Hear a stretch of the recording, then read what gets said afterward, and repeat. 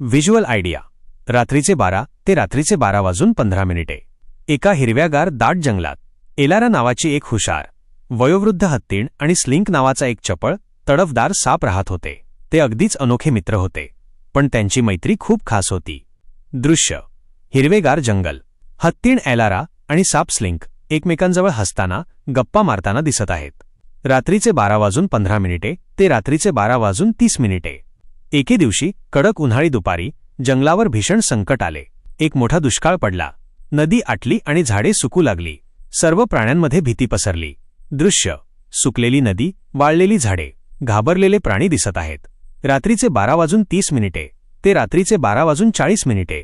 हत्तीण एलाराला Athawale, whispering केव्समध्ये एक जादुई गुप्त झरा आहे, पण तो मार्ग काट्यांनी आणि अरुंद फटींनी भरलेला होता. दृश्य: एलारा विचार करत आहे. विस्परिंग केव्सचे दूरचे रहस्यमय दृश्य. भाग 2. प्रवासातील एकजूट.